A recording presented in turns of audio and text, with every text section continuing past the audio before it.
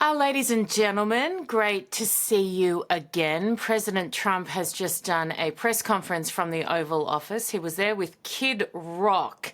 So they've talked a fair bit about ticket prices, also covered war in Ukraine, talked a fair bit about Teslas as well and the utterly ridiculous attempt to destroy them because of Elon Musk. But the thing that really caught my attention, which I think you'll love, was the suggestion. And you'll know that Donald Trump has canvassed the prospect of running for a third term if they can somehow get around the Constitution. He's said that he's not joking about that. A lot of people have asked him to do it. Someone suggested that potentially he might run against Barack Obama because clearly he would then have the option if Donald Trump could go for a third term. And Trump's reaction to potentially contesting the presidency against Barack Obama, you need to see this now. So make sure you watch. We'll show you the rest of the press conference as well. Yeah.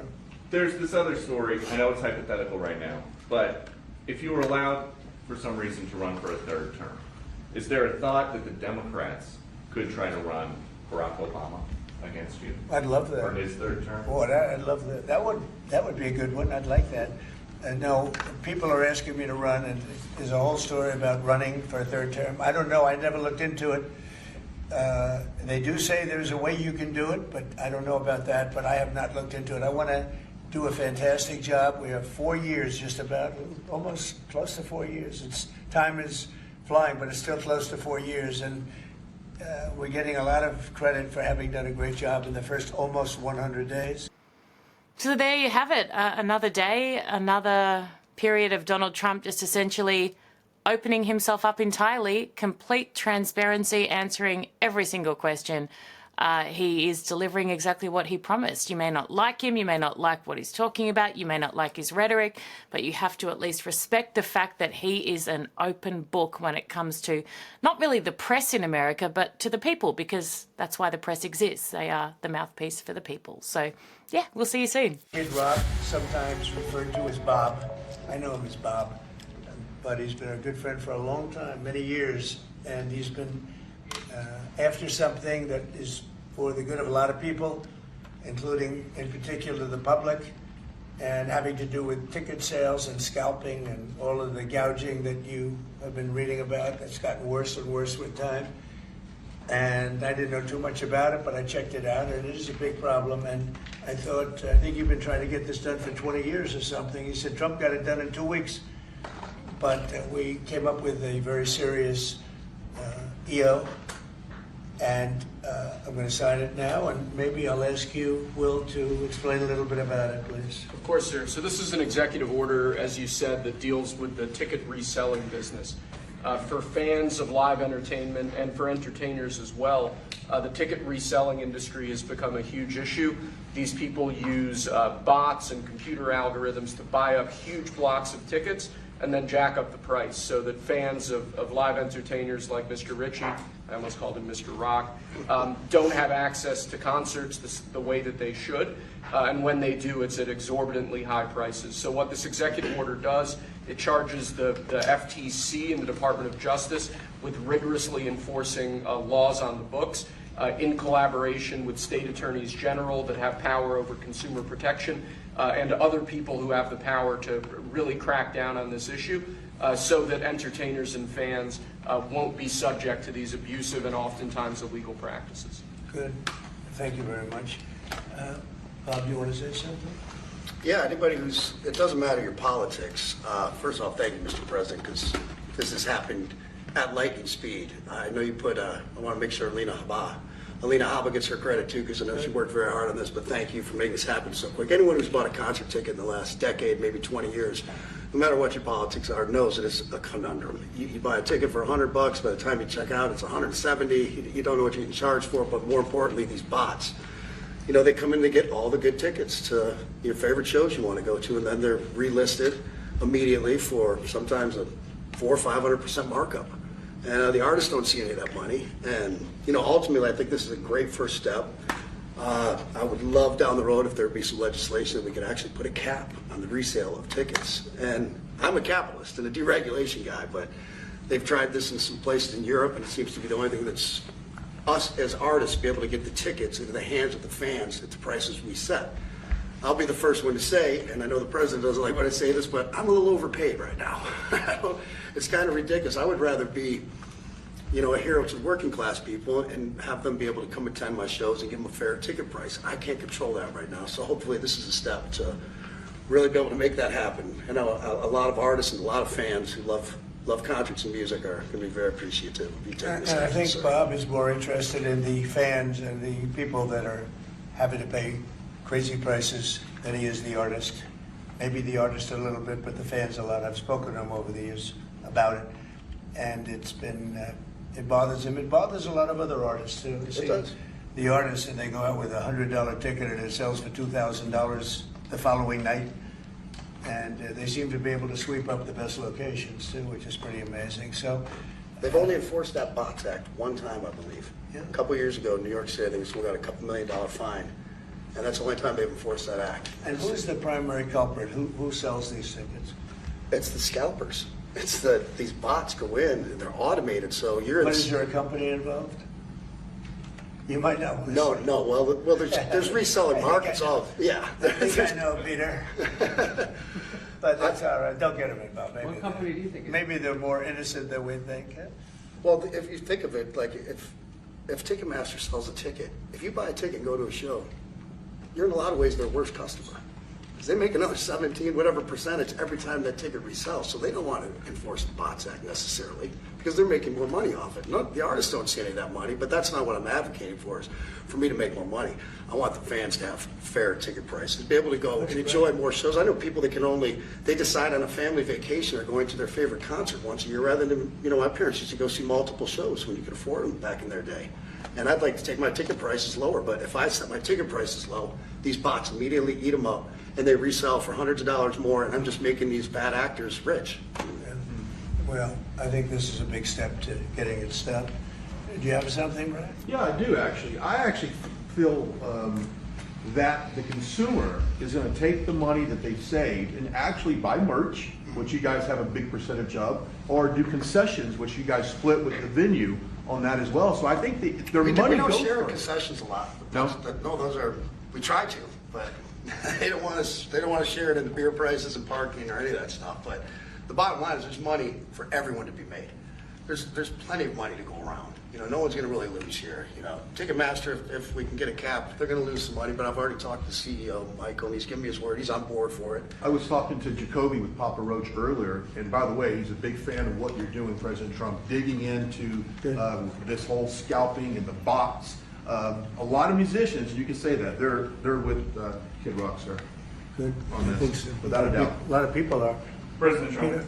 would you ever wear a jacket like that? I don't know. I was thinking about doing it for tomorrow. We have a big event coming up, and I was thinking about doing it, but I'm not sure. So you recently bought a Tesla for White House staff I did. to use, but now there's all these domestic terrorists targeting Teslas. Are the staff scared to drive it? I don't think so. I haven't heard. They were complaining. I did buy one, and I let the staff use it. We have it parked conveniently, and one day we give it to Margot, one day we give it to Chamberlain, give it to Natalie, we give it to everybody around, give it to Dan Scavino, but he's got so much money it doesn't matter.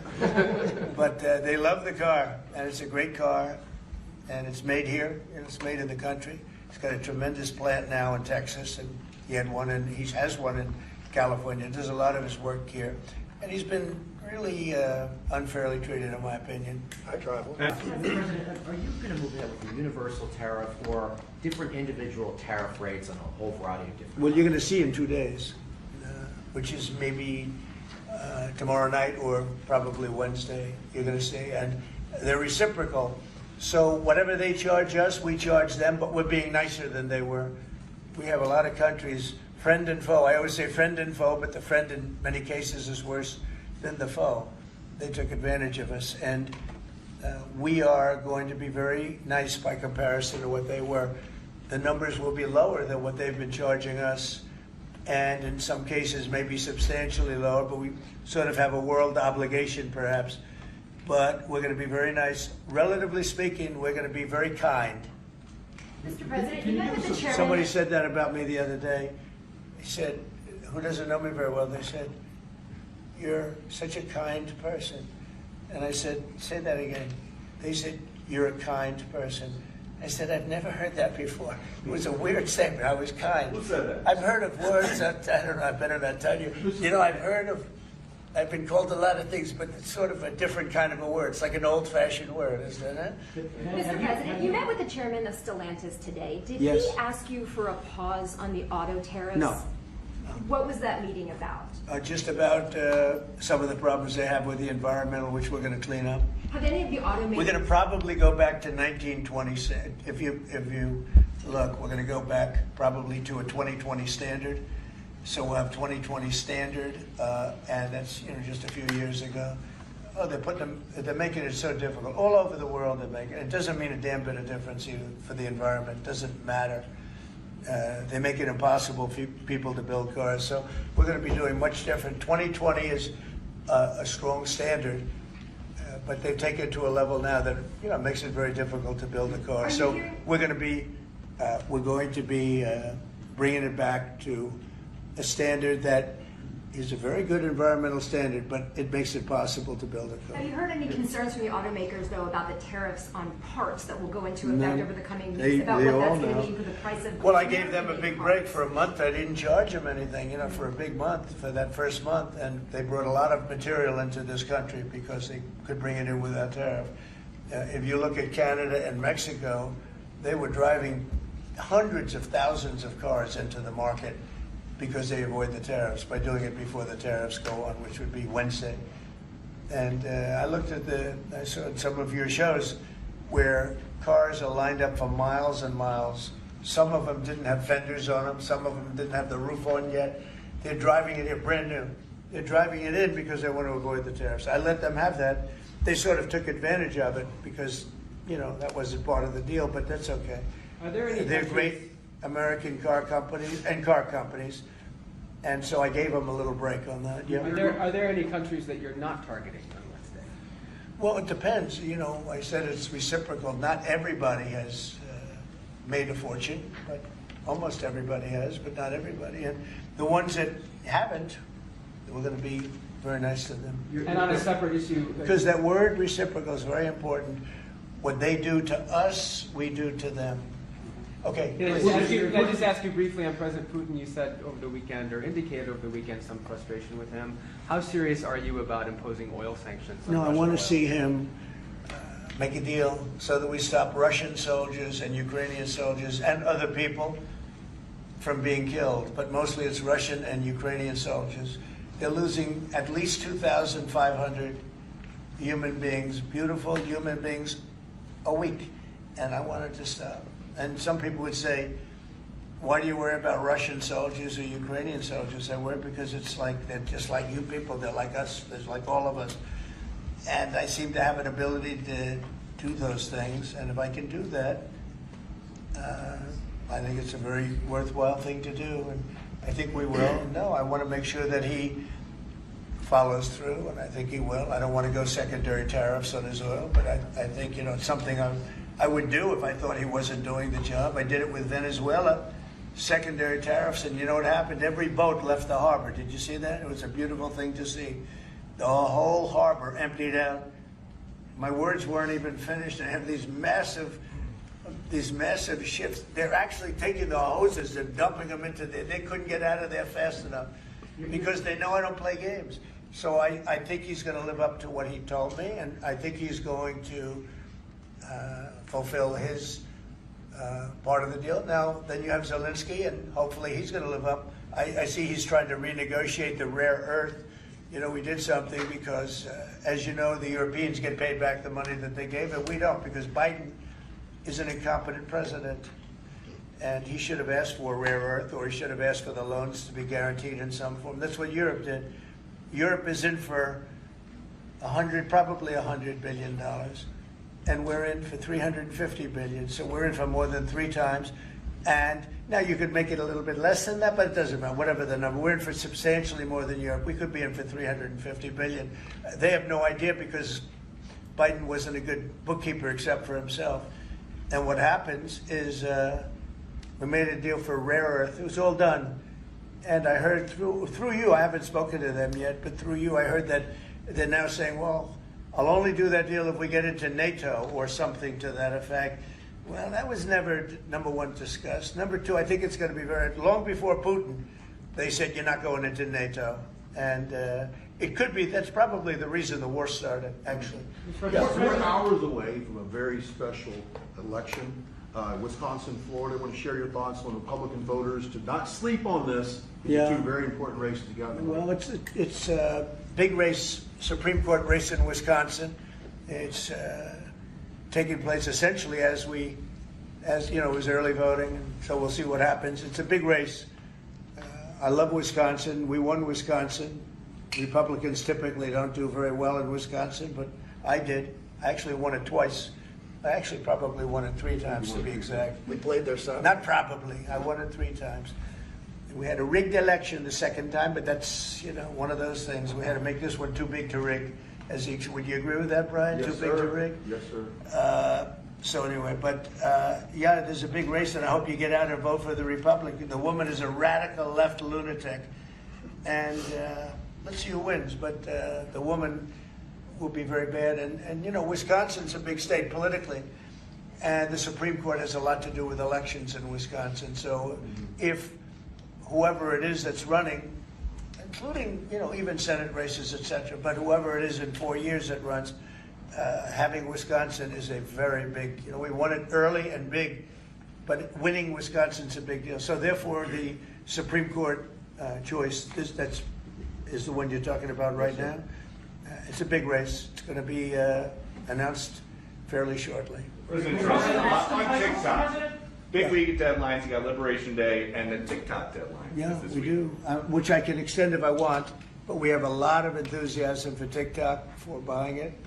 I think TikTok is good. I used it I was a great TikTok guy, and we won by 36 points, the youth. We won the youth, which Republicans don't do. Maybe it's because Kid Rock likes Trump, I don't know, but we won the youth by 36 points, and I attribute some of that to TikTok. Is the TikTok deal, the negotiations now, tied to a bigger tariff deal with China? No, but it could be. I mean, I've used tariffs for lots of different reasons, but I could see, 1 point in tariffs with China, a big country, would be probably worth more than all of TikTok, as valuable as TikTok is. It's big stuff. So there's a great example. That's a great question, actually.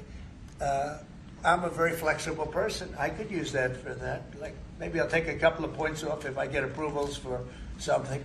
I haven't done it. Maybe I'll do it, maybe I won't. But it's a very good question. Peter, you're very good.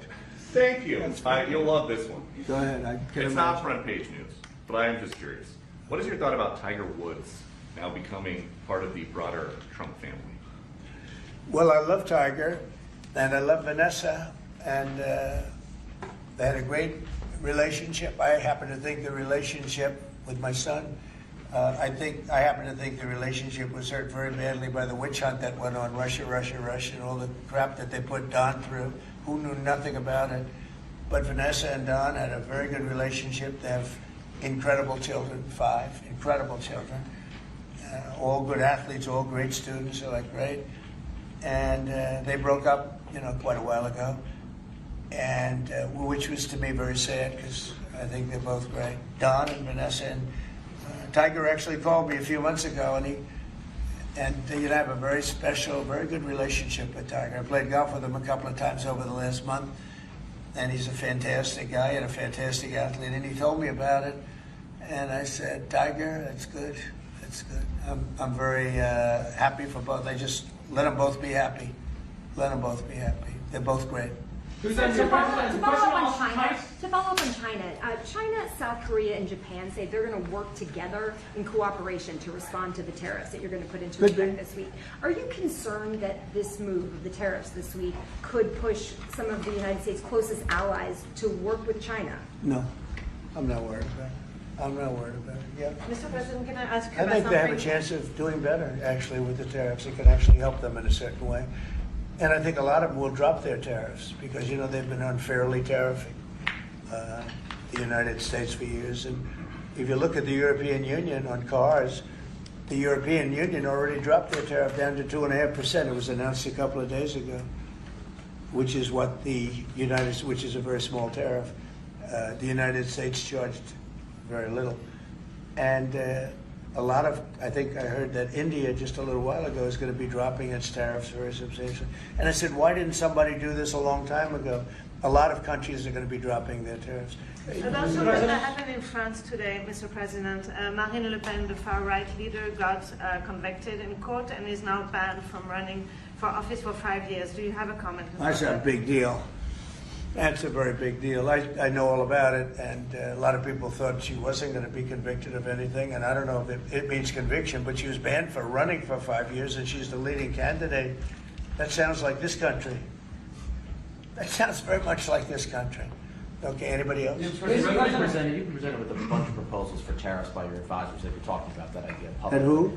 That your advisors have presented ideas They to you do. about tariffs and what to do in the next few days. Have you settled Well, on you're any- going to see, I've settled, yeah, actually a long time ago. But we talk about it. We talk about it a lot. We want to do what's right for the country and even the world. You know, it affects the world, not just this country.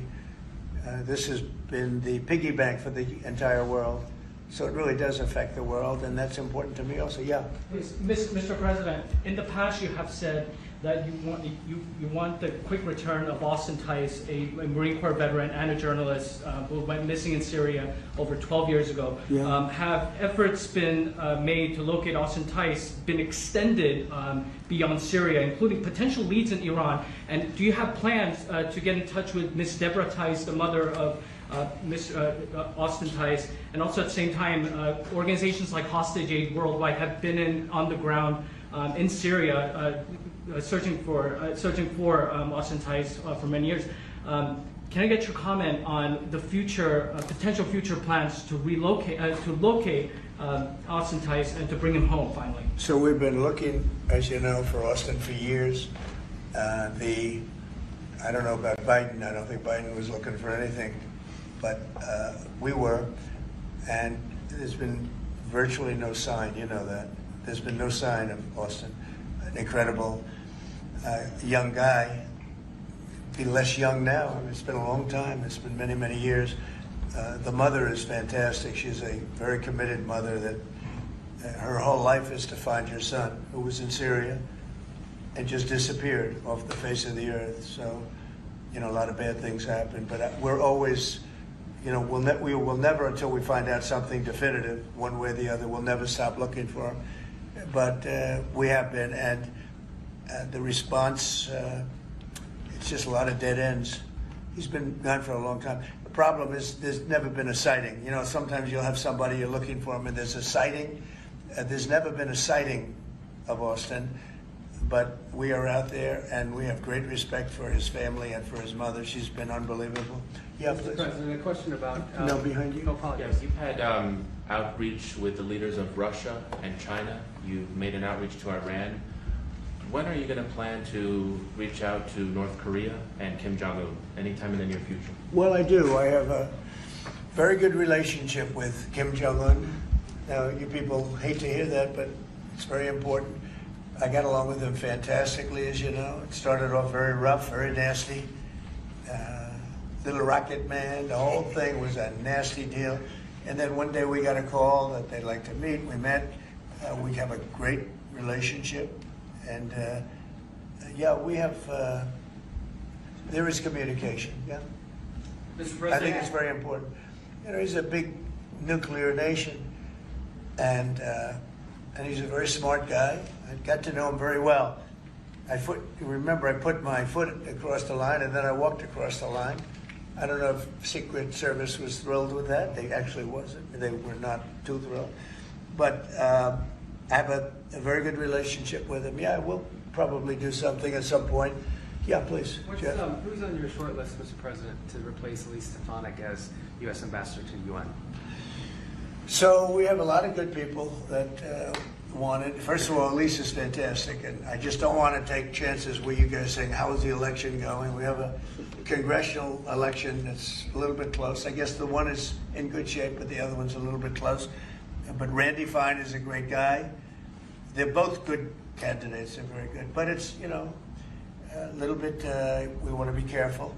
And Elise is very popular in her district, and so am I. We won by a lot of points, and so did she. And there's a lot of people that wanted to run for it, but we have no idea are they going to win it. I think it's just security. And I said, Elise, what about going back? Because they love you there, and she's going to take a big leadership position with Mike Johnson and the group, the speaker. And I can tell you that for the replacement, we have a lot of people that have asked about it and would like to do it. David Friedman, Rick Grinnell, and maybe 30 other people. Everyone loves that position. That's a star-making position. And so we'll see what happens. But we have a lot of people that are interested in going to the United Nations, as you can imagine. Yeah. So we get a quick music question. Favorite song to play live is what? And then my question for you, Mr. President, your favorite rally you did last year, 2024. What was your favorite one? Favorite song to play live? Yeah, favorite song to play live. Oh, that's a tough one. It'd have to be one of the hits, probably Cowboy or Ball with the Bar. There's a song that I've played every night that was never a singular hit that I probably should not say the words to in this office right now. I think for you, Mr. You never met a certain By the person way, like his me. rallies are amazing. He does great and gets big crowds. He's really a star when it comes to that. He is a very talented guy. I would say maybe Madison Square Garden. Yeah. Because anybody that was there, the owner of the garden, Jim Dolan, who's, to me, always been terrific. He said he's never seen anything like it. We had, when you announce Madison Square Garden, it's a big arena, but we sell out big arenas. We sold out in Milwaukee. We sold out at every big arena. We never had empty seats. It's amazing. They talk about Bernie Sanders gets 2,000 to 3,000 people. Everyone said, these crowds, I get 107,000 people in New Jersey. In Butler, PA, we had over 100,000 the second time. We had 55,000 the first time. We have big crowds. I would say Madison Square Garden because I grew up in New York and the garden is great. Jim Dolan treated us well, but everybody said because I think I could have filled it up 10 times. We had hundreds of thousands of people that were stacked all the way back to the Hudson River and on the other direction, back to Fifth Avenue. Nobody's ever said, I don't mean with a line, I mean like 50 deep. Like 50 deep this way. The streets were closed, the whole thing, it was crazy. And when you take that, you want to do well at Madison Square Garden. You don't want to have empty seats. But we could have sold it out, Brian, 10 times, and everybody knew it. And I think we got a good indication that that's where the election was going. And we won every swing state, and we won by millions of votes. It was a great election, yeah. Mr. President, the U.S. military transferred 17 individuals to El Salvador overnight. Did you discuss with your team whether these deportations would run afoul of any recent court orders? No, I do want to thank, however, the president. He has been unbelievable and, in relation to us. But I think that our people have done an incredible job. I got elected on the basis of getting bad people out of our country that shouldn't be here, very dangerous people out of our country. And that's what I did. And then you have a judge that wants to take over. And I can't imagine it can be allowed. If it was up to him, they'd all be put back in our country. These are killers. These are drug lords. These are really bad people. But I want to thank the president of El Salvador because he's done an amazing job. You saw it. Yeah. Elon Musk's special government tenure is coming to an end, 130 days, I think another month. Yeah. Do you want him to stay longer, or is it time for him to go back to running his companies in Europe? Well, I think he's amazing, but I also think he's got a big company to run. And so at some point he's going to be going back. He wants to. Would you want to keep him around? But, I'd keep him as long as I could keep him. He's a very talented guy. I love very smart people. He's very smart, and he's done a good job. DOGE has, we found numbers that nobody can even believe, like 400 billion, 500 billion. It could be close to $1 trillion by the time they end on different things.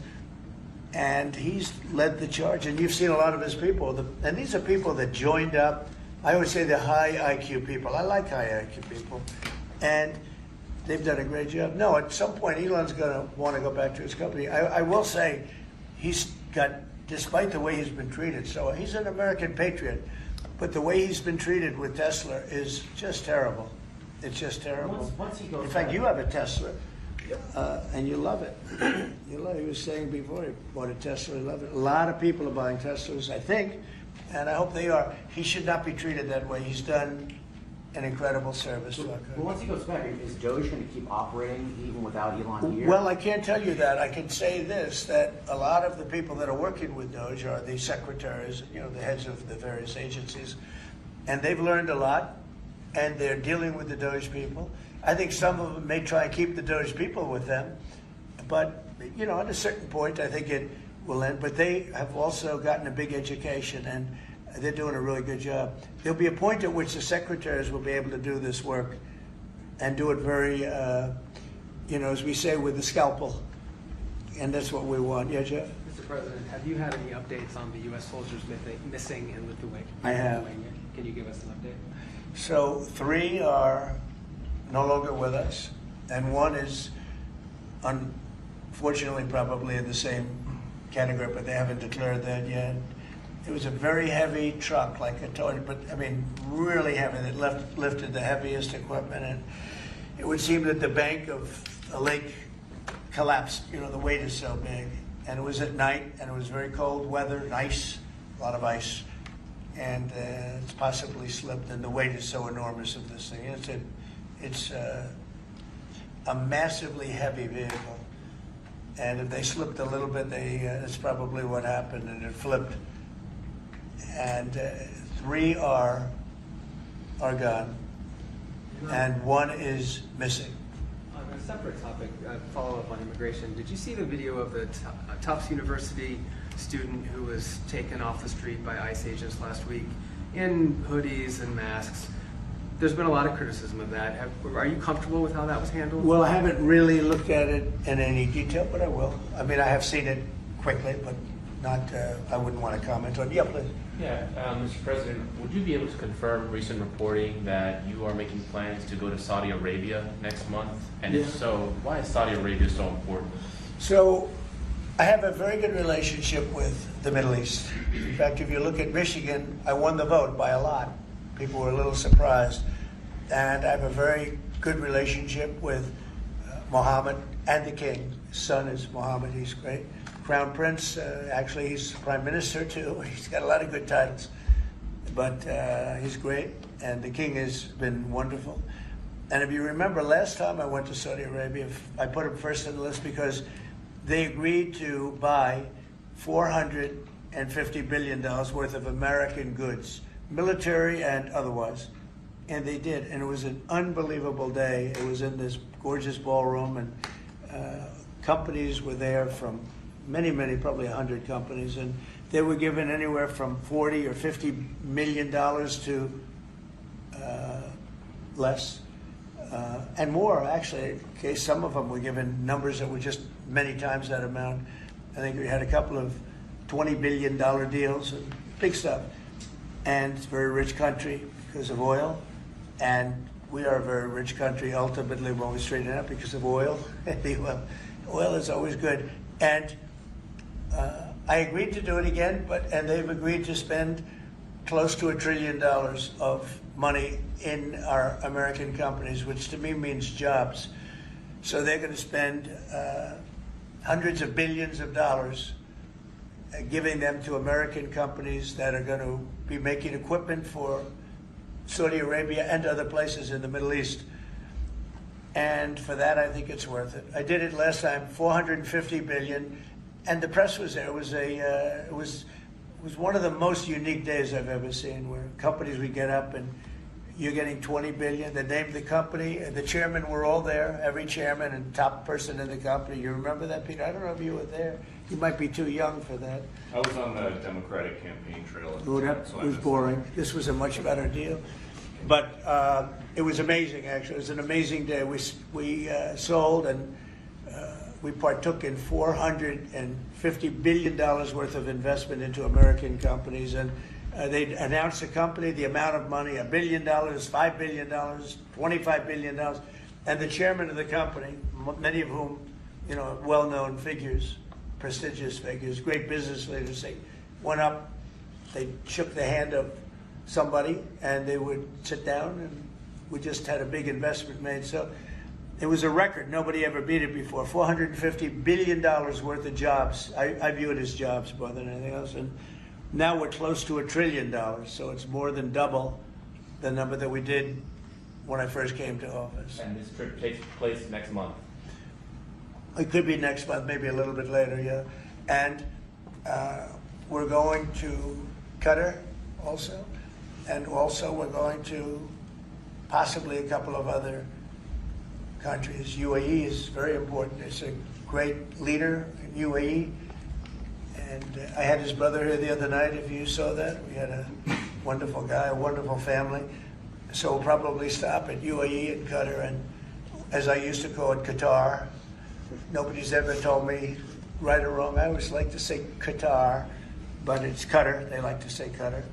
And Saudi Arabia, the three of them, and then we'll go other places also. But in the Middle East, those seem to be the three. And again, tremendous amounts of jobs will be created in those 2 or 3 days.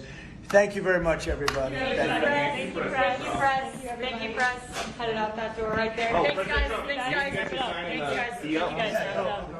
Wait. Well, that was good. Okay, ready, everybody? Well, you better do well with this. He's going to do it. Make sure everything is nice and clean, right, for your Make industry. America fun Because again. you're not in a clean industry. Hold that up. Okay? Thank you, everybody. Thank you, press. Thank you, press, everyone. Thank you. This way. Thank you, guys. Thanks, everybody. Thank you. Thank you. Did Biden do news conferences like this, Peter? I don't think so. He was never standing next to somebody who looked like they were about to be shot out of a cannon.